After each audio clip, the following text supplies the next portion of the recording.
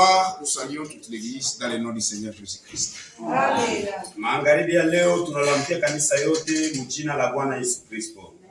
Je vous prie de vous mettre debout. Na mialika kusimama. Nous ouvrons nos Bibles dans Jean au chapitre 13. Tunafungula mabiblia yetu mu Yohani sura 13. Je lis au verset 1 jusqu'au verset 5. Nasoma kwa mstari ya kwanza kufika ya 5. Seigneur Dieu Tout-Puissant, Bwana Mungu mweza wa yote, merci du fond de nos cœurs. asante tokea upana wa moyo. On nous a gardés, Ulituchunga, tu as été avec nous dans la prière. ulikuwa pamoja nasi mu maombi. Et nous croyons Na tunaamini que tu as exaucé à nos prières. kusema ulijibia, ulisikia maombi yetu. Merci Seigneur. Asante Bwana. Maintenant nous voulons écouter ta parole. Sasa tunapenda kusikia neno lako. Tu as dit l'homme ne vivra pas seulement de pain, Ulisema mtu hataishi tu kwa mkate, il vivra de chaque parole qui sortira de ta bouche. ataishi kwa kila neno yenye kutoka kinywani mwako. C'est pourquoi descends et enseigne. Ndio kwa maana shuka na utufundishe. Nous avons besoin de ta grâce. Uko lazima na neema yako. Ouvre-nous Seigneur les oreilles, Utufungule sisi masikio que nous puissions bien te capter. juu tupate kukuelewa mzuri. Merci Père. Asante Baba. Croyons que tu le feras. Tunaamini kusema Parce utaifanya. que nous l'avons demandé avec foi. Juu tunaiomba na imani Au nom de notre Seigneur mjina la Bwana wetu et Sauveur Jésus-Christ. na Mwokozi Yesu Kristo. Amen. Amen. Jean chapitre 13, verset 1 à 5. Yohani sura 13 mstari ya kwanza mpaka ya 5. Avant la fête de Pâques, Mbele ya karamu ya Pasaka, Jésus, sachant que son heure était venue de passer de ce monde au Père, Yesu akajua kusema wakati yake inafika ya kupita mwi dunia na kwenda kwa Baba, et ayant aimé les siens qui étaient dans le monde, na ye mwenyewe alipenda baliobaki benye balikuwa mdunia, mit le comble à son amour pour eux. alikamilisha mapendo yake juu yao.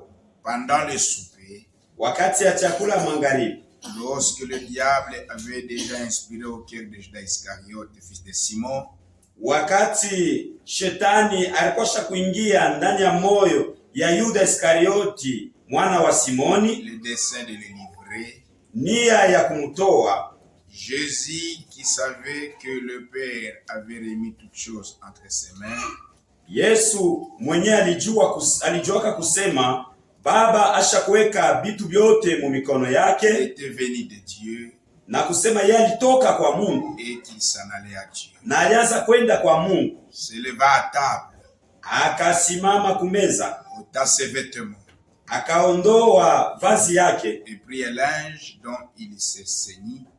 na akabeba nguo moja yenye alikuwa ashakujifunga, Ensuite, il versa de l'eau dans un bassin na kisha yake akapunguza maji musani, et il se mit à laver les pieds des disciples.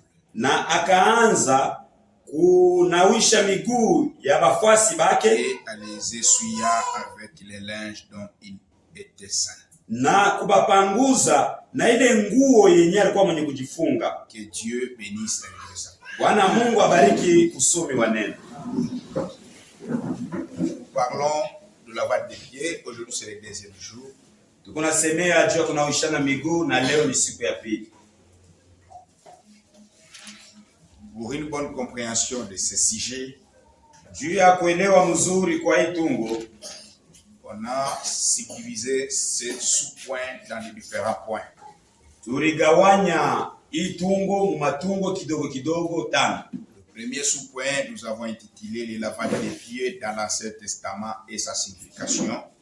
Tungo kidogo ya kwanza tulisema kunawishana miguu mwagano la kale na mwagano jipya. Le deuxième sous-point, nous avons vu le lavage des pieds et sa signification dans le Nouveau Testament. Na tungo kidogo ya pili tulisema kunawishana miguu mwagano jipya na maana yake. Maintenant, nous prenons le lavage de pieds avant ou après le repas. Sasa tunabeba tungo kidogo ya tatu.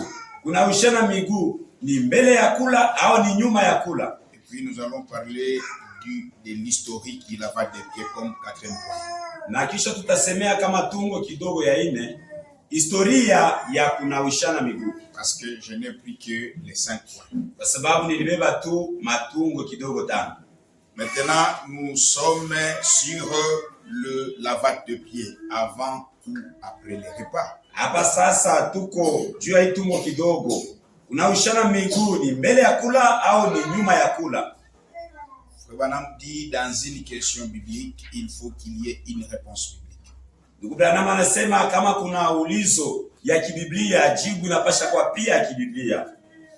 Dans la prédication, un homme qui fuit la face de l'Éternel. Mahubiri, un homme qui fuit la face de l'Éternel.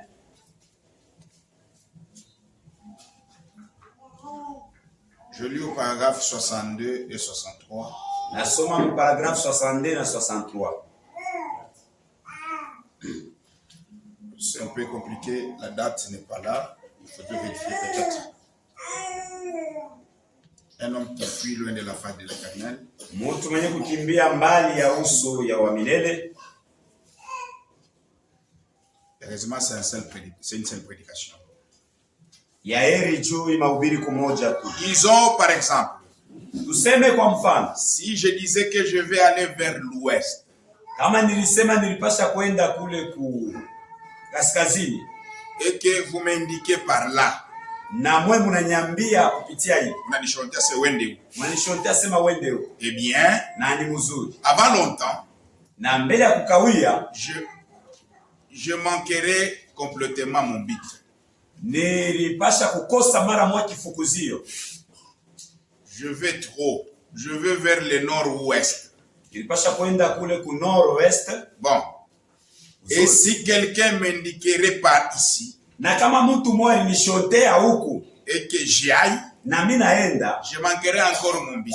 Mitakosa tena kifukuzio. Je serais allé vers le sud-ouest. Nilipasha kwenda kule ku sud-ouest. Eh bien, tant qu'il y a une question, wakati kama kuko ulizo, où se trouve l'ouest? Ni wapi kule kuko l'ouest? Il doit y avoir une réponse directe quelque part. Inapasha kukue jibu ya mara moja fasi fulani. Parce qu'il y a des réponses juu kuko majibu ingine qui ressemblent être vraies, iko nafanana kwa ya mzuri, alors que c'est faux. Lakini ni ya bongo. Maintenant, à une question, sasa kwa ulizo, il faut qu'il y ait la vraie réponse. Inapasha ipate jibu ya ukweli. Et quand ces questions se trouvent devant vous, na kama ulizo na kuwa mbele yenu, sur les vérités bibliques, juu ya ukweli wa Biblia, il doit y avoir la bonne réponse quelque part. Inapasha kuwe jibu ya ukweli fasi fulani. C'est vrai. Ni kweli. Il doit y être. Inapasha kuwe.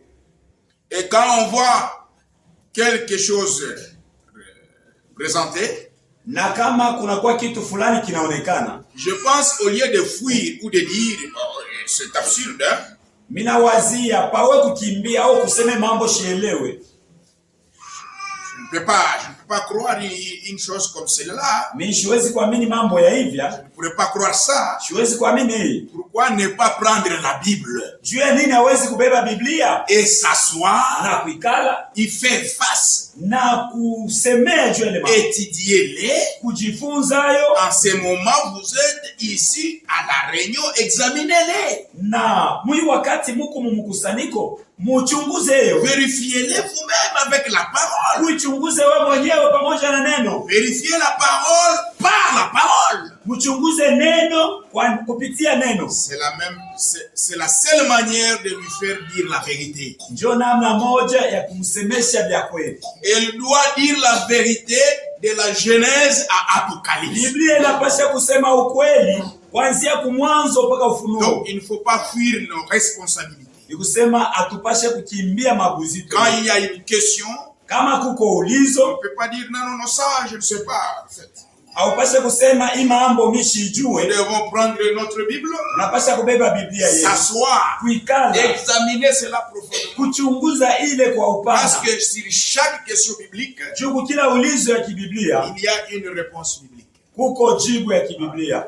Maintenant, sasa le lavage de pieds unawishana miguu peut se faire avant, inaweza kufanyika mbele de manger les repas, mbele ya kula chakula, ou peut se faire après avoir mangé. au kunaweza kufanyika kisha kula chakula. Si vous remarquez bien, kama mnaangalia mzuri, comme on a étudié hier, sawa vile tulijifunza jana, le lavage des pieds, unawishana miguu dans l'Ancien Testament, mwagano la kale, c'était d'abord avant. ilikuwaka ni mbele. Quand un autre vient, wakati mgeni anafika, avant qu'il ne mange, mbele ya kula chakula, pendant qu'on l'accueille, wakati ile bado nampokea, on les lavait les pieds. alianza kumnawisha miguu, signe de bienvenue, alama ya kumkaribisha mzuri, signe de les respecter, alama ya kumheshimia, pour exprimer la joie de les recevoir. juu ya kuonesha furaha ya kumpokea. Maintenant, Sasa nous sommes maintenant dans le Nouveau Testament. tuko sasa mwagano jipya. Est-ce que nous allons aussi laver les pieds avant de manger les repas ou après? Tuko sasa mwagano jipya, eti tunapasha kuogeshana miguu mbele ya kula chakula au kisha kula chakula. Et Branham dit la question biblique, prenez la Bible, étudiez-la profondément, ne fouillez pas. Na Branham anasema ulizo wa kibiblia mshiukimbie, mwikale chini, mzungumuze juu ya ile mambo, mchunguze na mwijibu. Maintenant, remarquez. Sasa mwangalie. Quand, avant, mbele, quand le message venait, wakati ujumbe ilifika, les gens commençaient d'abord à manger. Batu balianziaka hapo mbele kula. Et puis, na kisha ils ont commencé à se laver. Kisha ndio banaanza kuogeshana miguu.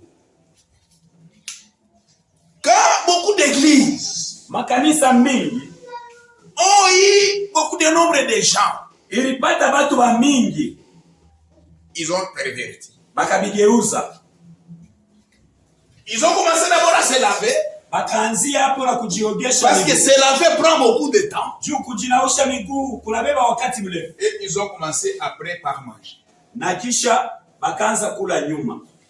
Qu'est-ce qui était comme leur appui dans le message? Ile ilikuwa kama msingi wao mjumbe ilikuwa ni nini? Ils ont lu la brochure La Communion. Balisoma hii kanda ushirika. Je lis aussi pour que vous compreniez. Na isoma na mimi juu 4 février 1962. Le 4 février 1962.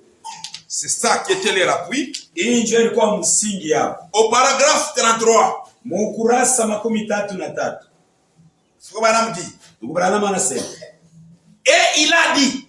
Na akasema. Voudriez-vous prêcher pour nous ce soir si vous vous sentez conduit? Mulipenda kuhubiri. Unaweza kuhubiri kukwetu. Kuhubiri mambo kama mnijikuta unaongozwa. Ainsi je sais ce que cela veut dire. Na mie hivi minajua kile kenye kiko na maanisha hivi. Ainsi je me suis retiré. Na kisha nikajikokota. J'ai noté un passage de l'écriture. Nikaandika andiko moja ya Biblia. Ici. Umu. Et j'ai prélevé quelques notes. Na nikaandika miandiko ingine. Et peut-être le Seigneur m'aidera. Na pengine Bwana atanisaidia. À prêcher un court message environ 4 heures. Mkuhubiri ujumbe mfupi kadiri ya saa 4. Après quoi, kisha ile nous aurons notre service de lavage de pieds. Tutakuwa na kazi yetu ya kunawishana miguu. Suivez. Ufuate. Et ensuite, na kisha la communion. Ushirika. Peut-être je vais terminer avant ça. Pengine nitamaliza mbele ya hii. Non, je ne faisais que taquiner. Hapana, nilianza tu kushakia. Environ 20 ou 30 minutes après quoi nous aurons le baptême. Nous aurons le baptême. Kisha madakika 30 tunaweza kuwa na ubatizo. Qu'est-ce qui suit ceci? Ni nini tafuata hii? La communion. Kula. La communion suit ceci puis le service de baptême. Kisha kula ndio utakuwa kazi ya ubatizo. C'est cette citation. Ni msemero. Lorsque Frère Branham dit ici. Wakati ndugu Branham anasema hapa. Après quoi nous aurons notre service de lavage de pieds. Kisha yote tutakuwa na kazi ya kunaushana miguu. Et ensuite la communion. Na kisha tutakula C'est là ils ont dit, je parle de l'historique, hein. Bon, entre guillemets, je dois t'expliquer, c'est avant, c'est après, mais il y a de l'histoire de cet événement. Alors les gens ont dit, vous voyez Frère Branham ici, il dit, nous allons commencer avec les services de lavage de pieds. Et ensuite, nous allons faire la communion. Donc, nous devons commencer par laver les pieds. Et après, nous allons manger. C'est ainsi que tout ce temps, il y avait toujours le lavage de pieds. Et la communion suivait après. Maintenant, les gens n'ont pas tiré attention. Parce que Frère Branham ne dit pas ici de lui. Ce n'est pas lui qui dit ici. Lui, il est en train de rapporter ce que l'homme lui a dit. Je reprends pour que vous compreniez. Et il a dit. C'est ce qu'il est en train de faire. Il est en train de rapporter ce qu'un homme lui a dit. Est-ce que vous avez compris là-bas? Est-ce que vous avez compris? Je reprends. Avant, quand le message a commencé, les gens mangeaient d'abord. Et puis, il terminait la cérémonie par le lavage de pieds. Quand beaucoup de gens sont venus à Christ, qu'est-ce qui est arrivé? Comme le lavage de pieds prend beaucoup de temps, et comme on ne mange que pendant le soir, vers 18-19 heures, si vous êtes 2000 personnes, pour que ces 2000 terminent de manger, à se laver, c'est compliqué. Maintenant les gens se précipitaient d'abord. C'est laver les pieds. C'est ce qui était le grand travail. Et après, manger et partir. Ils ont changé. Maintenant, il faudrait chercher un appui dans le message de ce que vous faites. Vous faites ceci avec quel appui? C'est là qu'ils ont pris cette écriture de cette brochure de la communion. Et ils se sont basés comme pour dire notre manière de faire a un soubassement du prophète. Et ils ont dit ceci. La communion, paragraphe 33. Ushirika ukurasa 33. Et il a dit, ici Branham explique, il est en train de raconter ce qu'il a parlé avec une personne. Une personne lui a dit, voudriez-vous venir prêcher ce soir? Si vous êtes conduit, parce que chez nous, il y a un service de la communion. Il y a un service de lavage de pieds. Et puis, il y a un service de communion. Il a précédé par le lavage de pieds et il a terminé par la communion en expliquant ça à Branham. Ule mtu alianzia hapo kumfasiria ndugu Branham na kazi ya kunawisha miguu na kisha akamalizia kazi ya kula chakula hapo. Et les gens ont dit Frère Branham va commencer avec la communion, il a terminé avec le lavage de pieds. Na watu wakasema mnaona hapa ndugu Branham alianzia hapo na kazi ya kunawisha miguu na akamalizia na kazi ya kula meza. Ils n'ont pas tenu compte que Branham a expliqué ce que la personne lui disait. Wao kujua kusema ndugu Branham alikuwa anafasiria kile mtu mmoja alikuwa anamwambia. Est-ce que l'église a compris là-bas? Eti kanisa inaelewa pale. Maintenant, Sasa selon la Bible kufuatana na Biblia et selon Frère Branham, na kufuatana na ndugu Branham, qu'est-ce qui commence? ni nini kunaanzia? C'est le lavage des pieds Ni kunaushana miguu ou c'est la communion? au ni kula meza ya Bwana? Prenons d'abord l'écriture de Jean chapitre 13. Tubebe kwanza andiko ya Yohani sura 13. Étudions. Tuijifunze. Commençons au verset 2. Tuanzie mstari ya pili. Pendant le souper, Wakati ya chakula ya magharibi,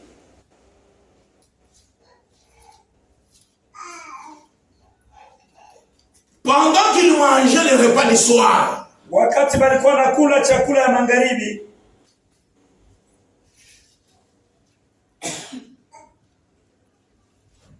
le verset 4, mstari ya nne, Jésus se leva de table, Yesu akashimama kumeza, ôta ses vêtements akatosha manguo yake et prit un linge na akabeba nguo moja dont il s'est saigné. yenyewe kwa najifunza, Ensuite, il versa de l'eau dans un bassin. kisha akapunguza maji Et msali, il s'est mis à laver les pieds des disciples. akaanza kusafisha miguu ya bamitume bake. Si vous comprenez l'écriture ici, Kama mnaelewa andiko vous hapa, verrez que le lavage de pieds est venu après avoir mangé. mtaona kusema kuna ushana miguu kulikuja kisha chakula. Pendant qu'ils étaient à table au repas du soir, Wakati walikuwa kumeza mpakula chakula ya magharibi, il quitte la table. anatoka kumeza, Il applique maintenant le lavage de pieds.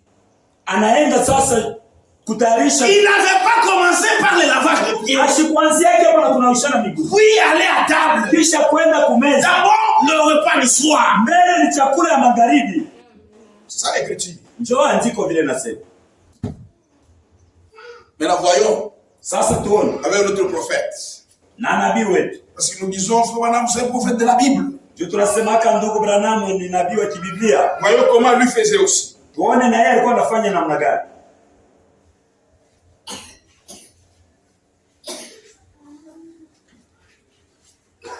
Nous prenons la communion. Nabeba la communion 12 décembre 65. ya mule 12 décembre 1965. Paragraphe 66. Paragraphe 66. Et puis, Na kisha aussi dans notre tabernacle, vile vile na shie mumaskani yetu nous avons toujours observé ceci, tulekalaka tunashika hii, ainsi que le lavage des pieds toujours. na kuna ushana miguu kila mara, Parce qu'ils vont de pair. kwa sababu wiko natembelea Le pamoja. lavage de pieds Kuna ushana miguu et la communion na kula meza ya vont Bwana, de pair. iko natembelea Si pamoja. tu as mangé, Kama ulikula donc si tu lavé les pieds. unapasha tena kuna ushana miguu. Je pense que frère a annoncé cela pour mercredi soir à cause du grand nombre de gens. Na wazia ndugu alitangaza hii mambo itafanyika mkazi tatu magharibi, jumba kikundi cha watu kiku cha Kuna ushana mikono, kumikulu. kuna ushana miguu utafanyika mkazi tatu. Et c'est qu'on n'en a pas assez de place pour mettre les gens pour le lavage des pieds. Na hivi hatuna nafasi mkubwa juu ya kuweka watu juu ya kuna ushana Ils miguu. vont observer cela le mercredi soir. Batafanya hii mambo mkazi tatu magharibi. Dimanche, Mujuma les 12-65, mule 12-12-65, ça c'est la dernière prédication de Frère Branham. hicho mahubiri ya mwisho ya ndugu Branham. Il mange d'abord. Banakula kwanza, Mais il dit, lakini anasema comme on a déjà mangé, sasa hivi tushakula, mais on n'a pas de place hatuna nafasi pour observer le lavage des pieds. juu tunaushane miguu. Prenons ça pour mercredi soir. Tuwewe kazi kuna ushana miguu mkazi tatu magharibi. Il y a beaucoup de gens. Kuko watu ba mingi sana. Faisons ça en 2 étapes. Tufanye hii mvipande viwili. Nous avons mangé, Tulikula, sortons. twende. Ceux qui ont mangé Wale walikula. doivent savoir que Wanapasha kujua ça va de pair avec le lavage de pieds. Hii kazi tunafanya tembeaka pamoja na kuna. Revenez maintenant mercredi soir. Tukuye sasa mkastatu magari. Pour seulement le lavage de pieds. Tukuye tu ya kuogeshana miguu. Vous verrez que Branham a commencé avec le manger et le lavage de pieds suit après. Mutaona kusema ndugu Branham alianzia hapo na kula meza ya Bwana na kunawishana miguu kisha. Je veux prendre autre déclaration du prophète. Mitabeba tamko ingine ndugu ya nabii pour confirmer la chose. Juu ya kuhakikisha imam. Je vais lire au moins 6. Mitasoma kadiri 6. Nous prenons le combat. Nabeba le combat. Prêché le 31 décembre 1962. Yenye rubiriwa le 31 décembre 1962. Je lis paragraphe 61 et 53. Nasoma paragraphe 61 et 53. Na 53. Nous devons omettre le lavage de pieds ce soir. Tunapasha kufanya kuosha. Nous devons omettre. Tunapasha kuweka pembeni. Le lavage de pieds ce soir. Kuna ushana miguu imangaribi. À cause de kwa ajili ya maji. Nous n'avons pas des installations qu'il faut en ce moment. Hatuna na vitu au fasi yenye kufaa kwa hii wakati. Ça sera bientôt réparé. Tutatayarisha. Nous l'espérons. Wakati kidogo tunatumainia. Les travaux avancent bien. Makazi kunatembea mzuri. On travaille avec rapidité pour préparer les nouveaux tabernacles. Tukunatumika haraka sana juu ya kutayarisha maskani mpya. Cependant, lakini je trouve qu'il est quand même très opportun d'avoir la communion le premier jour de l'année comme ceci, à cette heure-ci. Cependant, je trouve qu'il est très opportun d'avoir la communion le premier jour de l'année. Kufanya ushirika meza ya Bwana siku ya kwanza ya mwaka. Comme ceci. Sawa vile hii. À cette heure-ci. Mwi wakati yenyewe. Ils arrivent le jour de la communion. Banafika siku ya kula meza ya Bwana. Ils ont mangé. Banakula meza ya Bwana. Ils vont au robinet pour le lavage des pieds. Banaenda kumapompi juu ya banawishana miguu. Il n'y a pas d'eau. Maya ina. Il dit ça va.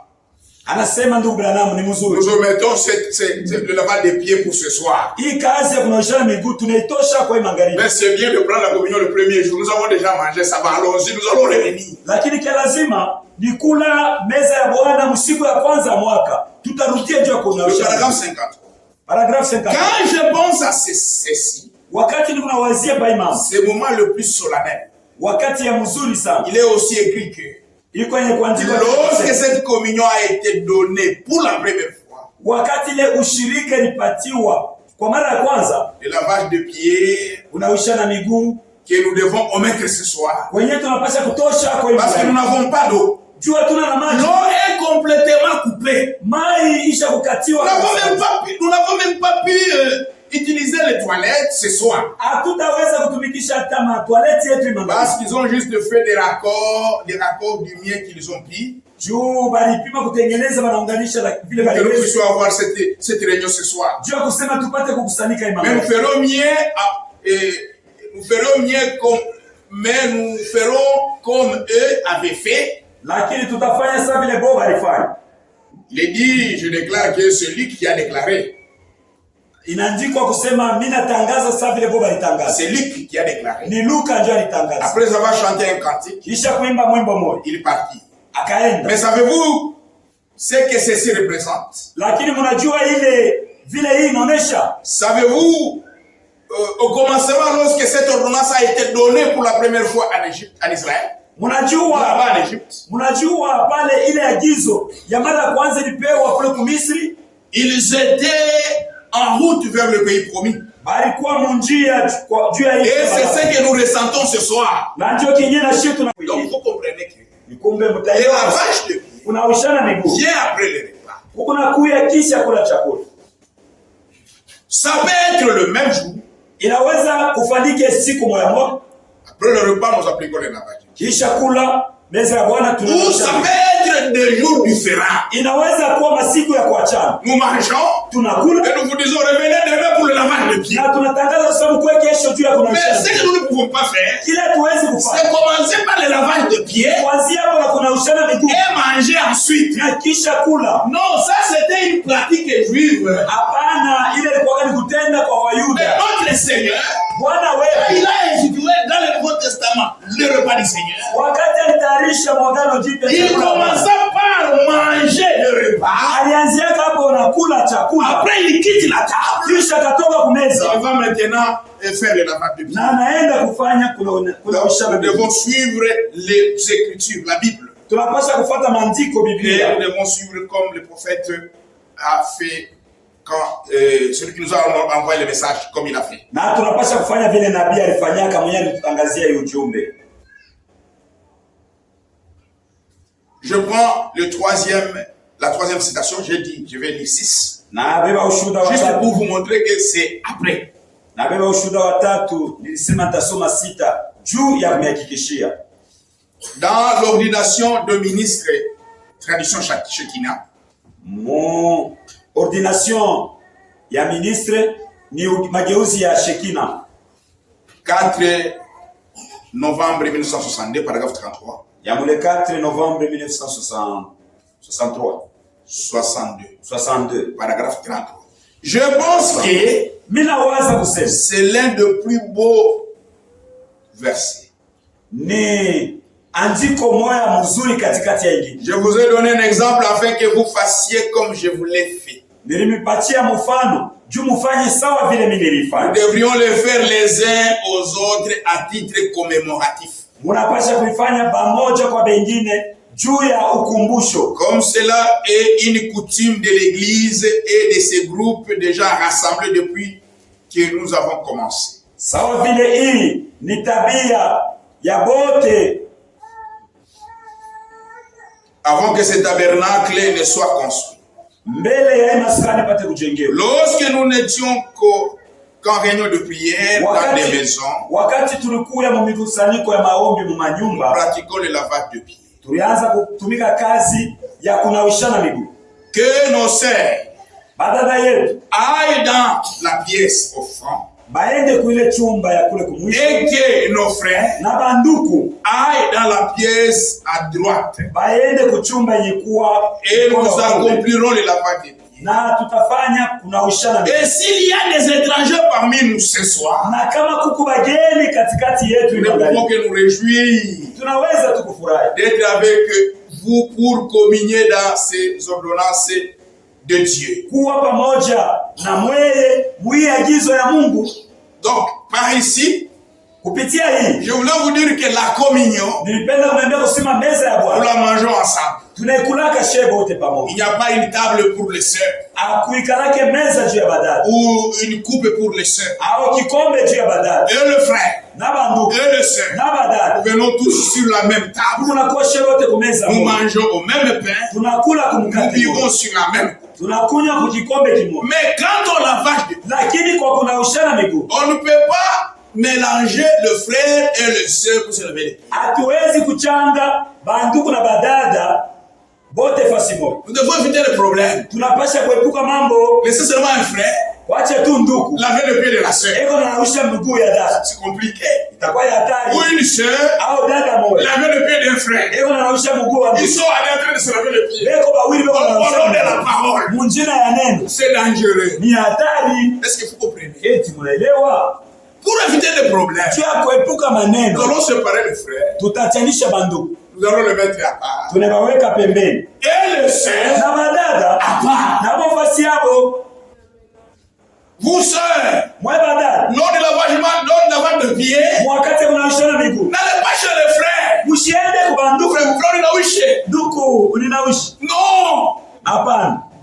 Le frère entre et le sœur entre. Est-ce que frère vous avez compris? Ça sera grave. La seule telle qui va me laver. Non, ça sera Tchébéchan. Nous sommes dans la parole. Est-ce que vous comprenez? Eti munaelewa? Le frère a regretté. Le frère attends, le frère entre eux et les sœurs entre elles. Badada batijinausha bo benyewe na banduku bo benyewe. Je vais encore insister sur ça. Hai mambo mitasemea hapo tena sana. On ne fait pas de problème. Hatupende maneno. Je prends les combats. Nabeba mahubiri le komba. Non, c'est pas le combat, l'année de jubilé. Je m'excuse. Haina le komba, l'année de jubilé. Ça, c'est 4e brochure. Ni mahubiri ya ine.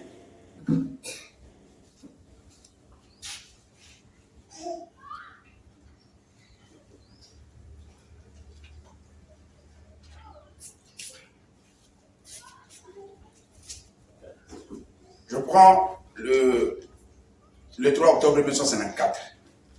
Il y a le 3 octobre 1954.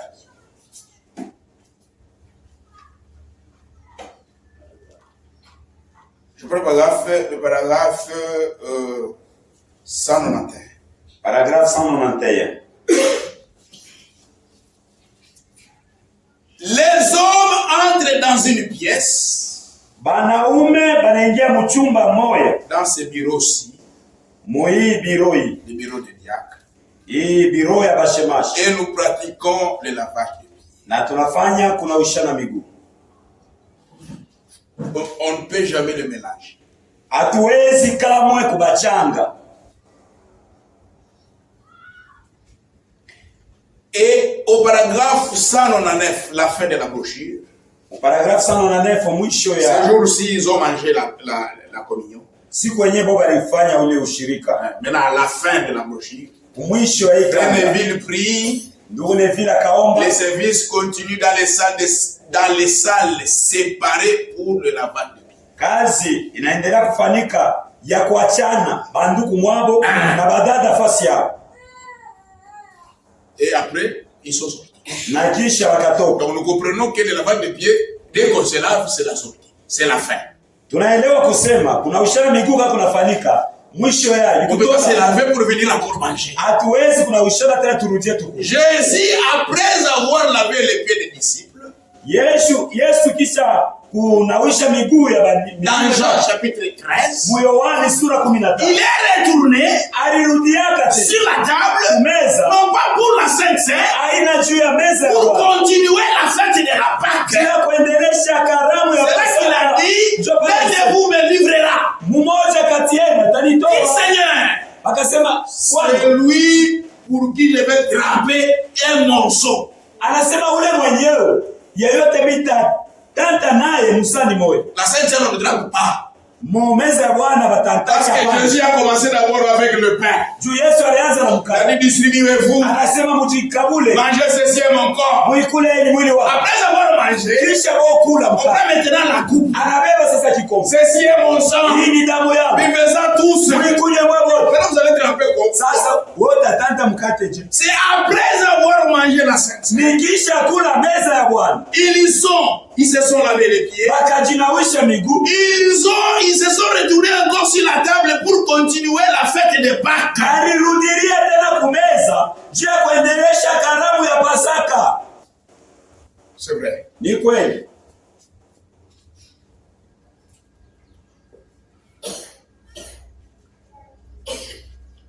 Le consolateur. Le consolateur mahubiri. 10 octobre 61. Ya mule 10 octobre 1961. Paragraphe 188. Paragraphe 188. Maintenant, sasa nous allons congédier tous ceux qui doivent partir.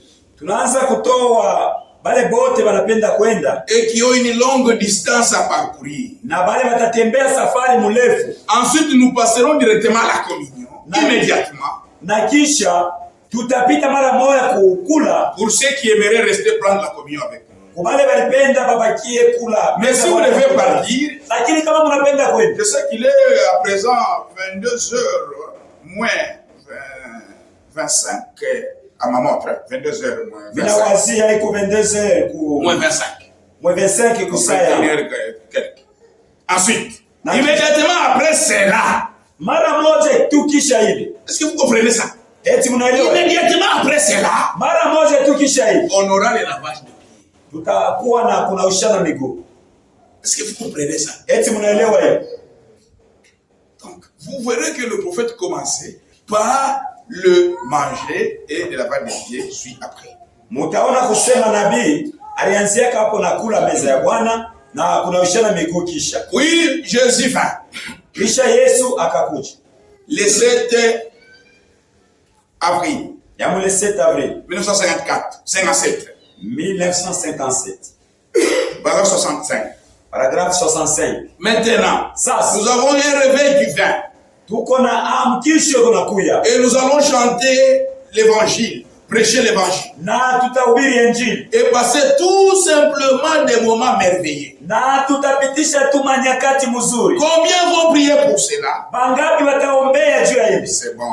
Maintenant, venez nous aider. Prenez les téléphones. Utilisez chaque petit moyen possible. Invitez tous les enfants. Dites-leur de venir maintenant. Aidez-nous donc. Nous allons avoir une communion dans la parole. Maintenant, c'est l'heure de la communion. Tout le monde est invité à prendre la communion avec nous. Dans quelques minutes. On l'amène ici à l'hôtel. Et en 10 ou 15 minutes, ça sera terminé. Ensuite, nous observons le lavage de pieds.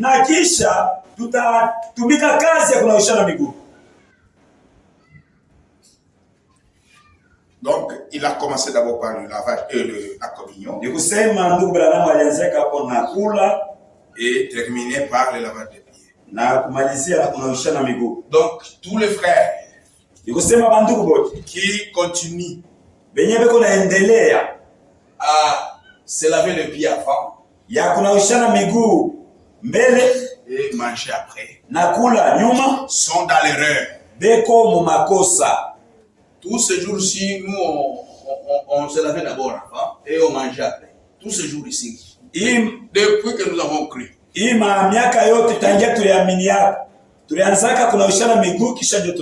On n'avait jamais prêté attention à ces citations, ni à cette écriture. Ce frère nous a aidés. Dans sa prédication de 2012. Remarquez, Jésus n'a jamais fait ça. Même au Branham, ça n'existe pas. Moi, j'étais au Branham de Branham.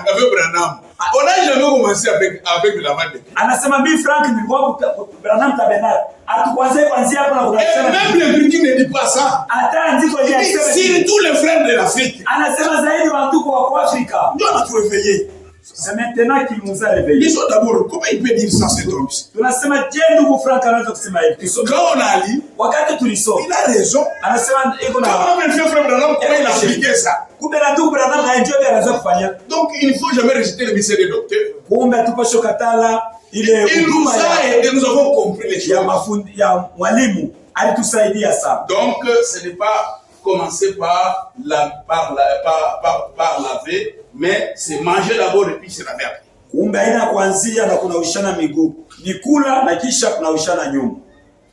Donc je pense que là c'est clair. Et pendant le lavage des pieds, le frère entre eux, le sœur entre elles. Ce sont deux chambres séparées. Frères sont de ma sœur. On ne veut pas entendre que les frères est parti chez ou c'est un homme à frère. On ne croit pas en ça. Le sœur se laveront entre elles et le frère entre eux. Là c'est clair. Sinon il ne faut pas me provoquer. Hein? Ça va. L'historique du lavage des pieds. Historia kunaushana miguu.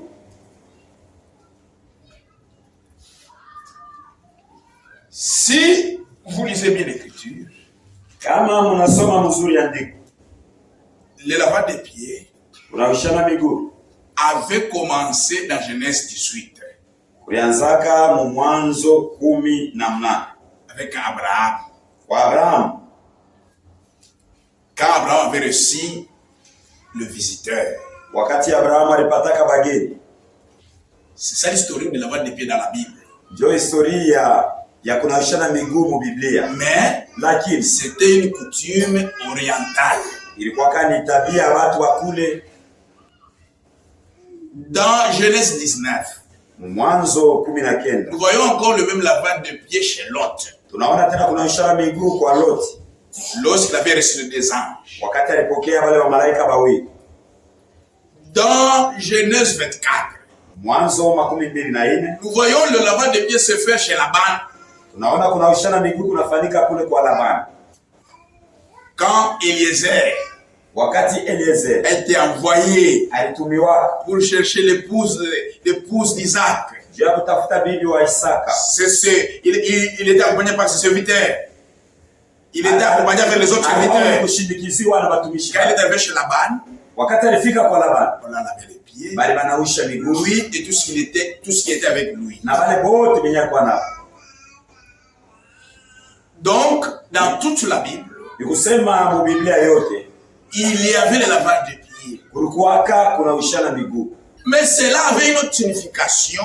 Lakini ile ilikuwa na maana yake. C'était le signe de bienvenue. Ilikuwa ni alama ya kupokewa vizuri. C'était souhaiter quelqu'un, les respecter, montrer un signe d'amour. Ilikuwa ni kutakia mtu ujio wema, kuheshimia mtu na alama ya mapenzi. C'était lui dire soyez à l'aise. Ilikuwa ni kumwambia kusema ujikute huru.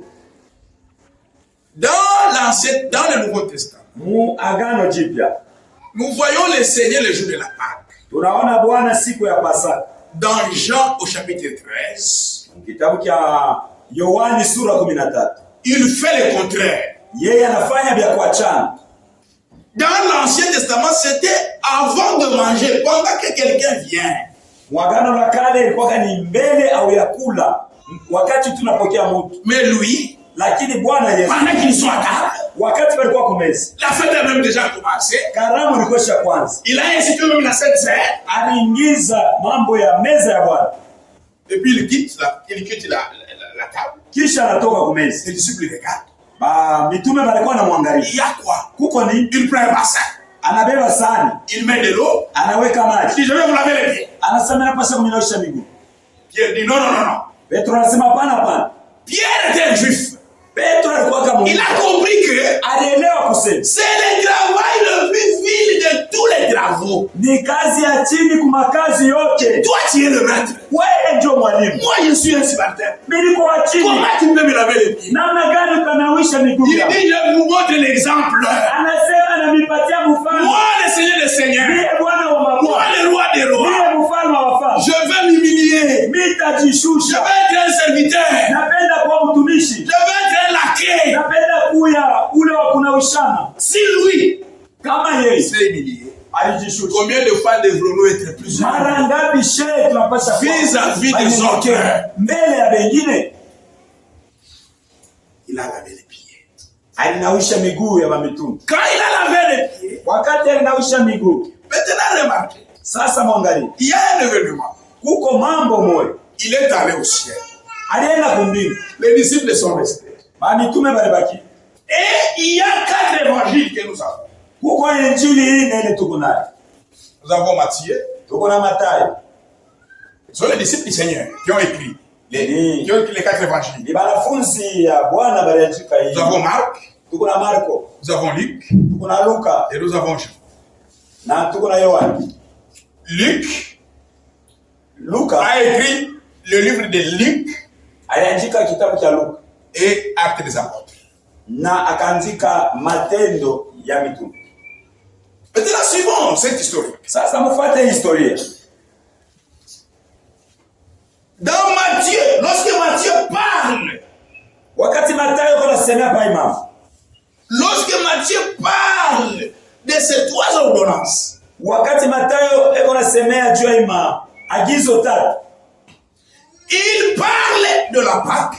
eko nasemea juu ya Pasaka. Il parle de la Sainte Seine. Eko nasemea meza ya Bwana. Mais il ne parle pas de la vente de pieds. Lakini ashisemee kunawishana miguu.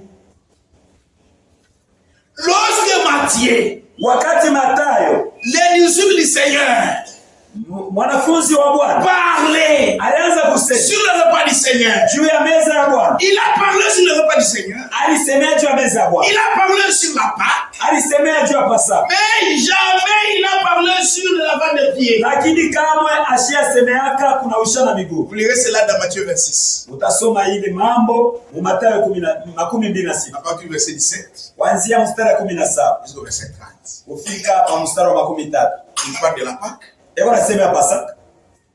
Il termine. Anamaliza. Il parle de la Sainte Seine. Anasemea meza ya Bwana. Mais jamais ne parle pas de la lavage des pieds. Lakini kamwe asisemee kunawishana miguu. Lorsque Marc prend aussi, wakati Marko naye anaanza kusema, parlons de ces choses. Mukusemea juu ya Biblia. Lui aussi, yeye na yeye, il parle seulement de la Pâque. Eko nasemea juu ya Pasaka tu. Et de la Sainte Seine. Na juu ya meza ya Bwana. Mais il ne parle pas lui aussi na yeye shisemee de la lavage des pieds. juu ya kunawishana miguu. Les trois disciples du Seigneur Aba wanafunzi batatu ya Bwana ont parlé seulement de la Pâque walisemea tu juu ya Pasaka et du repas na juu ya meza ya du Bwana. Seigneur. Meza ya Bwana. Ils n'ont jamais parlé du lavage des pieds. Abaya semeaka kamwe juu ya kunawishana miguu. Pour Marc, vous allez lire dans Marc au chapitre 14. Juu ya Marko mtasoma mu Marko 14. Verset 12 à 32. Mstari wa 12 mpaka 13. Pour Luc 22. Juu ya Luka utasoma Luka 12. Verset 7. Mstari yake ya 7 au verset 20. kufika pa 12. Vous verrez que mutaona kusema jamais il ne parle de la lavage des pieds. kamwe aba watu wasemee kunawishana miguu. Luka qui a écrit les actes des apôtres, mwenyewe aliandika matendo ya mitume. même ça dans son deuxième épître, hata mu kitabu chake cha pili, lorsqu'il parlait du repas du Seigneur, wakati wanasemea juu ya meza ya Bwana, il a dit seulement, alisema tu, il rompait les pains. balianza kuvunja Il mkate. n'a jamais parlé de lavage des pieds. Asisemee kunawishana miguu. Acte de 42. Matendo sura ya pili mstari wa 42.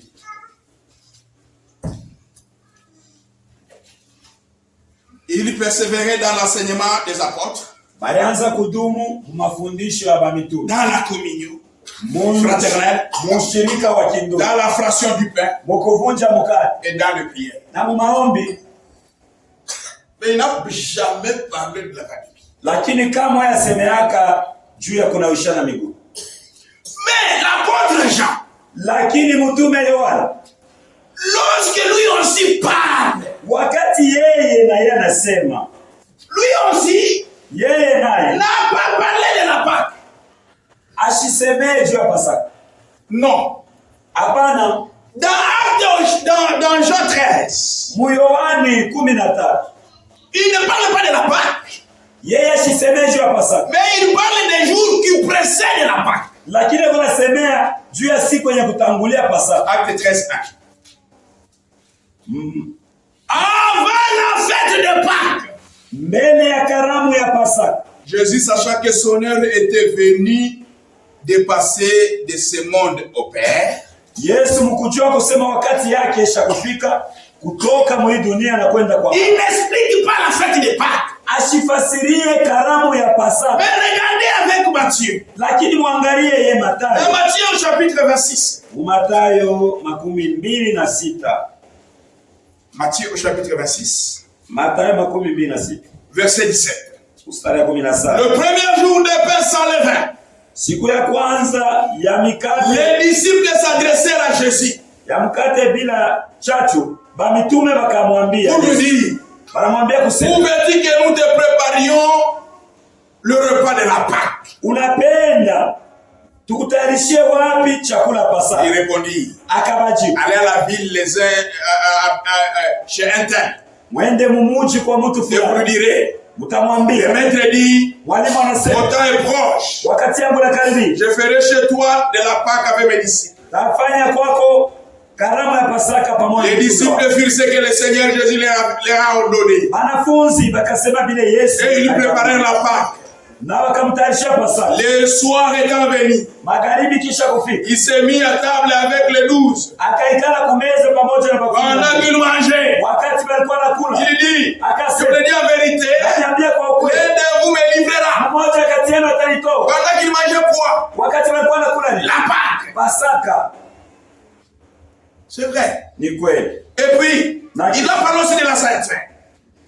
Alisemea tena juu ya meza ya Bwana. Verset 26. Pendant qu'il mangeait la Pâque, mstari wa 12, wakati walikuwa nakula Pasaka, Jésus prit du pain. Yesu akabeba mkate. Après avoir rendu grâce, kisha kuiombe, le rompit akaivunja et le donna aux disciples. Na akaipatia wanafunzi. En disant, mkusema, prenez, mangez, ceci est mon corps. Mbebe mkule ni mwili wangu. Il prit ensuite une coupe. Kisha akabeba kikombe. Après avoir rendu grâce, kisha kukiombe, il a leur donné en disant, akawapatia na kumwambia, buvez-en tous, mkunywe mwe, car ceci est mon sang, kwa sababu hii ni damu le yangu, sang de l'alliance, damu ya agano, qui est répandu pour plusieurs, yenye na mwangika pour la rémission de péchés. juu ya ondoleo la dhambi. Je vous l'ai dit, na niambia, je ne boirai plus désormais de ce fruit de la vie, nisitakunywa tena kuimuti, jusqu'au jour où j'en de nouveau avec vous dans le royaume de mon Père. Nifika mpaka na siku ile yenye tutakunoka kipya. Après avoir chanté les cantiques, kisha kuimba bimbo, il se rendit à la montagne des Oliviers. Akaenda kumlima wa Mizeituni. Il ne parle pas de la Pâque. Ashisemee kuna ushana miguu. Il a parlé de la Pâque. Anasemea Pasaka. Il a parlé aussi de la Sainte Seine. Anasemea juu ya meza ya Bwana. Marc 14. Marko 14.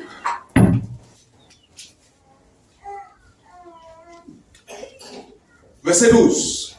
Mstari 12. Le premier jour de pain sans levain, siku ya kwanza ya mikate bila chachu, où l'on immolait la Pâque, mwile wakati walianza kusherehekea Pasaka, les disciples de Jésus lui dit, wanafunzi ya Yesu wakamwambia, où veux-tu que nous allions te préparer la Pâque? Unapenda wapi tukutayarishe Pasaka? Il les a envoyés, il a envoyé deux de ses disciples. Akatuma wawili kati ya wanafunzi. Il leur dit, na kumwambia, allez à la ville. Mwende mumuji. Vous rencontrerez un homme portant une cruche d'eau. Mutakutana na mtu anabeba mtungi wa maji. Suivez-les. Mumufuate. Quelque part qu'il a interdit au maître de la maison.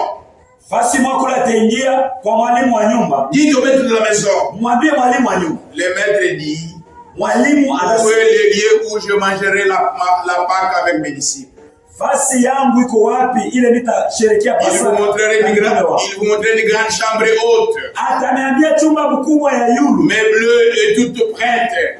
Ya mzuri na iko tayari. C'est là que vous préparerez la Pâque. Ni kule mtatayarishia Pasaka. Les disciples partirent. Mitume bakaenda. Arrivèrent à la ville. Bakafika mumuji. Et trouvèrent les choses comme il leur avait dit. Il leur avait dit. Na bakakuta vitu mpaka vile alibambia. Et ils préparèrent la Pâque. Na bakatayarisha Pasaka. Le soir étant venu, magharibi kishafika, il arriva avec les 12. Akafika na mitume 10. Pendant qu'il était à table, wakati walikuwa kumeza, qu'il mangeait, walikuwa nakula, Jésus dit, Yesu akasema, je le dis en vérité, niambia kwa ukweli, l'un de vous mmoja kati yenu qui mange avec moi me livrera. Mwenye kunakula pamoja nami atanitoa. 22. Pendant qu'il mangeait, wakati walikuwa nakula, Jésus prit du pain. Yesu akabeba mkate. Après avoir rendu grâce, kisha kuiombe, il le rompit. Et leur donna en disant, prenez ceci est mon corps. Il prit ensuite la coupe. Après avoir rendu grâce, il a leur donnant.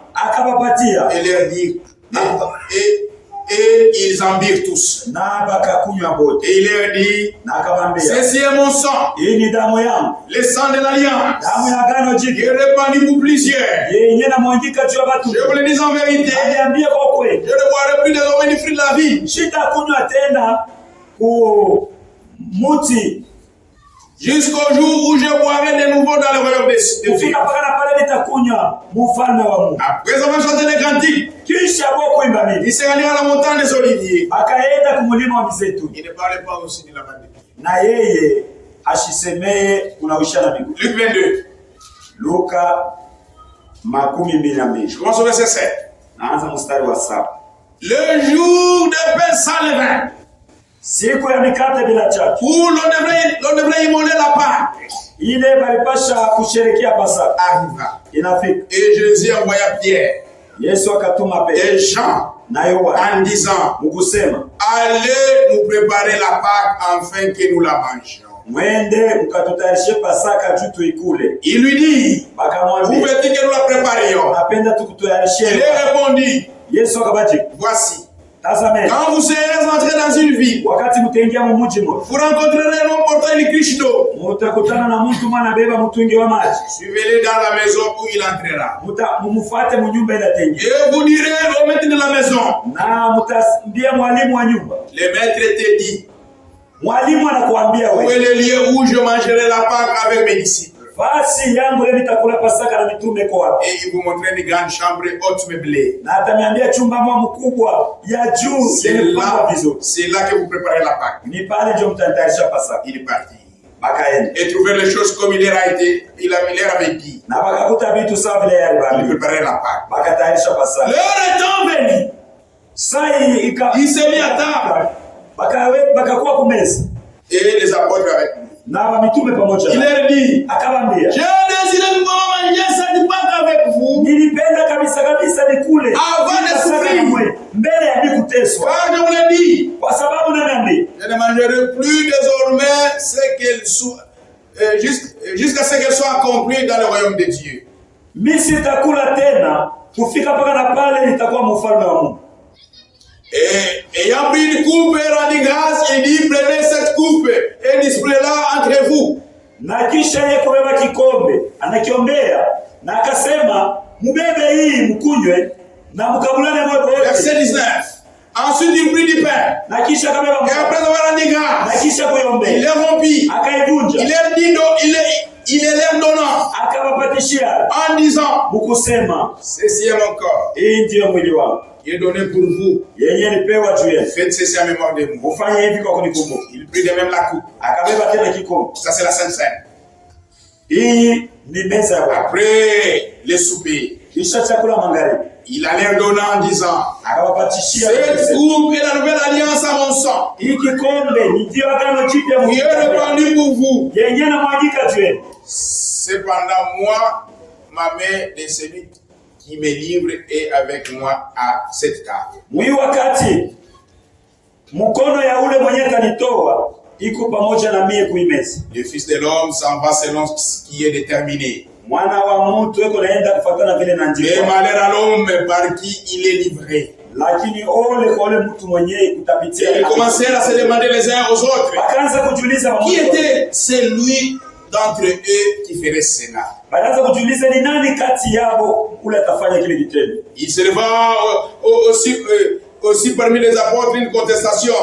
Na kukalamuka, Lequel d'entre eux devrait être estimé le plus grand? na kukalamuka katikati yao bubishi mwa mkubwa ni nani anapasha kuwa mkubwa kati yao. Vous voyez? Unaona? Il n'a pas aussi parlé de la Pâque de Dieu. Na yeye asikusemee kuna ushana miguu, Mais Jean, lakini Yohana lorsqu'il a commencé à parler, wakati alianza kusemea il paima a fait le contraire. alisema vya kuachana. Lui aussi, Yeye na yeye il n'a pas parlé de la Pâque. asikusemea mambo ya Mais il a Pasaka. parlé seulement des jours avant la Pâque. Yeye alisema tu siku mbele ya Pasaka. Mais il a parlé Lakini de la alisema Pâque de pied kuna ushana miguu et même du repas du Seigneur. na juu ya meza ya C'est Bwana. dans Jean 13 là où on a lu au commencement. Ni Yohana 13 kule tulisoma kwa mwanzo. Maintenant, quand Paul est arrivé, Sasa wakati Paulo alifika, nous sommes en train de parler de l'historique. tunasema historia. Quand Paul est arrivé, Wakati Paulo alikuwa dans 1 Corinthiens au chapitre 17, 1 Corinthiens au chapitre 11, verset 17, Wakorintho wa kwanza 11 mstari wa 17. lui aussi, il parle seulement de la communion sans parler du lavage des pieds. Yeye akasemea juu ya meza ya Bwana bila kusemea kuna ushana miguu. 1 Corinthiens 17 et 11, 17, Wakorintho wa kwanza 11 mstari wa 17. verset 34. Mstari wa 17 kufika makumi. Je ne vais pas lire à cause du temps. Sitasoma vyote. Mais Lakini c'est un écrivain à Timothée ni mkumwandikia Timotheo. qu'il a parlé de lavage des pieds. Juu alisemea kuna ushana miguu. Dans 1 Timothée 5, Timotheo wa kwanza Lorsque Paul wakati Paulo a parlé aux Corinthiens alianza kusema kwa Korinto de la communion, juu ya ushirika, il n'a pas parlé de la lavage de pieds. asikusemea kuna ushana miguu.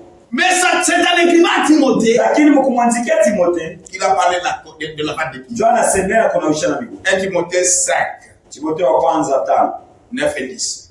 mstari wa 9 na 10. Qu'une veuve Mjane moja ou être instruit sur les rôles juu ya kusema bamwanjike n'ait point moins de 60 ans, ashikuye na miaka chini ya 60 ans, qu'elle ait été femme d'un seul mari. na akuye alikuwaka mke wa bwana moya. Il dit si une femme Kama anasema kama on doit mwana l'écrire dans les rôles pour les soutenir dans l'église. anapenda bamwanjike kitabu juu baze kumsaidia Elle ne kukanisa, peut pas avoir moins de 60 ans. ashikuwe na miaka chini ya Si elle 60 a moins de 60 ans, anapasha kuwa na miaka, si elle a moins de 60 kama ans, kuna miaka chini ya on la 60 marie. bamowe. Mais si elle a 60 ans plus, là l'église peut les soutenir. Kama kuna miaka 60 na biayulu kanisa inaweza kumsaidia, Mais lakini qu'elle soit une femme d'un seul mari. akuye tu alikuwa bibi wa bwana moya. Si elle était mariée ici, on a se marier ici, on a se marier mais non. Kama alikuwaka bibi banamoa wako wanamfukusha banamoa, hapana. Qu'elle soit recommandable par les bonnes œuvres. Akwe mtu mwenye kuwa na matendo mazuri, Et a élevé des enfants. mwenye alikomesha watoto, Exercer l'hospitalité. alianza kutumikia ukaribishaji, Laver le pied des saints. kunawisha miguu ya Qu'elle watakatifu. soit celle qui lave le pied des saints. Akwe ule wa kunawisha miguu ya watakatifu, Secourir le malheureux. kusaidia banyonge, Pratiquer toute espèce de bonnes œuvres. kutumikia matendo yote ya mzuri. C'est là que le lavage des pieds a été parlé dans l'Ancien Testament par Paul à Timothée. Njoo pale kunawishana miguu kulisemewa mwagano jipya kwa Timotheo, Pour montrer que juu ya kuonesha ça a continué même au cours de dans toute la Bible. juu ya kuonesha kusema kunawishana miguu kuliendelea kadiri ya Biblia yote. Mais Lakini quand les années ont commencé, le catholicisme est venu. wakati miaka iliendelea kikatolika kilifika, Et ne se lave pas les pieds tout le monde. bo bakatolika banawishaka nake mikulu bote. Non. Hapana, Il y a un frère qui me disait, kulikuwa ndugu mmoja anasema c'est kunyambi seulement le prêtre. ni paka Il bapadri peut choisir parmi ses acolytes, ses acolytes, 12 personnes. anaweza kuchakula bale bakoliti bake badusu. Lui, le prêtre sera représenté, il va représenter Jésus. Yeye padri atamsimamia Et Yesu, les 12 vont représenter les 12 apôtres. na hapa bakoliti 12 batasimamia banafunzi 12. C'est comme ça qu'il se lave le pied. Jo vile baligana na ushana miguu. Mais quand Jésus a lavé le pied des apôtres, Lakini wakati Yesu anawisha miguu il yao, a dit, je vous ai donné l'exemple. alisema mie nipatia tu mfano. Lisons ça. Tusome Jean au chapitre 13. Yohani sura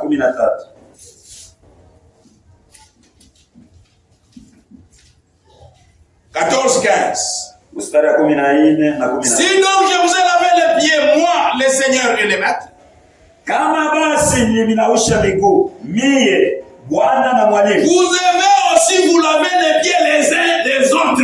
munapasha tena pia ninyi wamoja kwa wengine kunawishana miguu, Car je vous ai donné l'exemple, kwa sababu mimi nilipatia mfano afin que vous fassiez comme je vous ai fait. juu ya kusema mwanze kuifanya sawa vile C'est moi qui nilifanya. dois vous laver vos pieds. C'est moi qui dois vous laver vos pieds. Ni mie napasha Et kuninawisha vous, vous miguu, devez laver mes pieds. na Bwana unapasha kuninawisha miguu. Les catholiques, c'est le prêtre qui lave uniquement les pieds des 12. Lakini bakatolika ni mpaka padri wanawisha 12 C'est fini. na kuna malizikia pale, Et chez les baptistes, na kwa Baptiste et il lave seulement un seul pied. Bwana anawishaka mguu moja tu. Quand vous arrivez, Wakati vous unafika présentez seulement votre premier pied. unaleta tu mguu yako On moja, lave seulement le seul pied. bananawisha mguu moja. C'est ce que Frère Madame dit. Njoo ile ndugu na unasema, Je dis ça, je vais terminer. nasoma tu yeye nafia kumaliza, Je dois terminer l'historique. napenda kumalizia historia. Le puissant conquérant. Les puissants conquérants. 1er avril 1956, paragraphe 1. Ya le 1er avril 1951. Le service de baptême. Kazi Je ya pense que le baptistère est rempli. Na wazee kusema ile baptiste ilishakuja na maji. Et puis la communion et le lavage de pieds. Na kisha kula meza ya Bwana na kunawishana. Combien ici présents ont déjà été lavés ont été à un lavage de pieds? Ni bangapi hapa katikati yenu washakukutaniwaka mkunawishana miguu? Faites voir vos mains. Mnyangule mikono yenu. Je veux voir ça. Napenda na mimi mnyangule mikono. Ah. Ça c'est je dis. Oh là là. Oh là là. Regardez les baptistes. Mwangalie les baptistes qui sont ici présents ce matin. Benye beko hapa hii asubuhi. Vous savez, unajua on dit les baptistes qui se lavent le pied. Banasema baptistes bwana wanaushana miguu. Quand même j'allais chez les baptistes qui se lavent les pieds. Hata wakati ile nilianza kwa baptiste bwana wanaushana miguu. On ne se lave qu'un seul pied. Tunaanza kunaushana kwa mguu mmoja. Juste un seul pied. Mpaka mguu mmoja. Et maintenant ici, na sasa hapa nous lavons tous les deux pieds. Tunaushana miguu yote mbili. Nous avons donc une double bénédiction. Nikusema shetu kuna mabaraka mara mbili. Vous voyez? Là donc une double bénédiction par rapport à un seul. Shetu kuna mabaraka mara mbili kuliko mguu mmoja. Donc les baptistes et se lavent un seul. Nikusema babatisti kwa wanaushana mguu. Les autres disent wengine wako nasema pas question de lavage des pieds. Mambo kunaushana miguu il y a des maladies de contamination. Kwa magonjwa kuambukiza. Tu peux laver un saint qui a une maladie des jambes ici contagieuse. Unaweza unawisha mtakatifu moya eko na miguu moya na magonjwa kwa miguu anakuambukiza. Un frère qui vient ndugu mwana kule avec la maladie des jambes eko na magonjwa kwa miguu yake. Frère Nestor, lave-moi les pieds. Ndugu Nestor nawisha miguu yake. Sans effet. Au nom de Jésus sans effet. Mchina na Yesu haitawezekana. Alors ils ont dit sasa wanasema pour éviter ça. Dieu kuepuka seulement les histoires de ça. Mambo kunaushana parce qu'il y a des gens qui ont des maladies dans des gens. Pour être hygiénique. Juu ya kuepuka. C'est même pas hygiénique de se laver. Aina haistahili hata kunaushana yenyewe miguu. Aina ya hygiénique. Aina ya propre. Ya usafi. Alors laissons seulement cette affaire. Tuache tu ile mamambo ile. Abraham dit cela. Na Abraham anasema hivi. Donc je suis en train de vous expliquer les sortes des églises. Niko namifasiria vile makanisa mingi tunafanya. La condamnation par représentation. La condamnation par représentation. 13 novembre 60. Le 13 novembre 1960. Paragraphe 162. Paragraphe 162. En ce qui concerne la lavage de pieds, yenye nambatana na kunaushana miguu. Ils disent Beko nasema les pentecôtistes frères. Pentecôtistes frères. Oh frère Branham. Oh ndugu Branham. Dans ce temps, oui wakati nous pratiquions ça. Tulianza na shehe zamani tunaanza kufanya. Pratiquons encore aujourd'hui. Tubifanye tena leo. Si nous le pratiquons à un moment donné. Kama tunabifanya wakati. Si nous le pratiquions à un moment. Kama tulianza kufanya wakati mmoja. Si nous le pratiquions à un moment. Kufanya wakati mmoja. Jésus a fait le lavage des pieds. Yesu alifanya kunaushana miguu. Or ils disent isijapokuwa ce n'est pas hygiénique. Aina ya usafi. Les gens souffrent de pieds d'athlètes. Batu wako na teso na magonjwa ya miguu. Peu importe quoi ils souffraient. Hata magonjwa galibio na teso. Peut-être que les gens de cette époque-là souffraient la même chose. Pengine na watu wa wakati walikuwa même si les gens souffrent de pieds d'athlètes. Hata watu wana teso na magonjwa. Quand on appliquait ça au cours de la Bible, il y avait aussi des gens qui souffraient de la même chose. Wakati balianza kuifanya ndani ya Biblia. Pengine kulikuwa watu Dieu le protégeait. Lakini Mungu wetu anaanza kuwachunga. Même si vous avez un pied d'un saint qui a des pieds d'athlète, même si c'est la maladie contagieuse, ça ne va pas vous contaminer. Hata kama ndugu moja eko na magonjwa ya miguu. Mwae kama mnawisha hata ile magonjwa. Vous appliquez l'ordonnance de Dieu. Dieu, la puissance de Dieu est derrière sa parole. Unatimiza agizo la Mungu. Uwezo wa Mungu uko nyuma ya ile. Même si vous avez la carie dentaire, hata kama una magonjwa ya meno, venez prendre la même coupe avec nous. Uya kunywa kikombe kimoja. Ça ne fera rien. Itatufanya kitu. Il y a une puissance. Uko uwezo. On va éliminer cette contamination. Itangusha ile kuambukiza. Ça c'est l'ordonnance de Dieu. Ile ni agizo ya Bwana.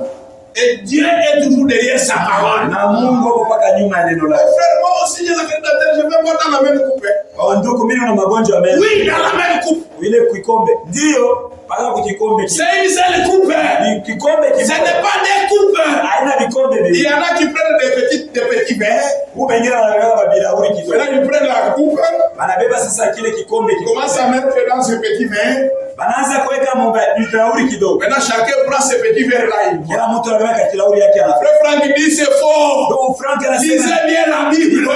C'est la même coupe qu'il a été distribuée à tous les enfants.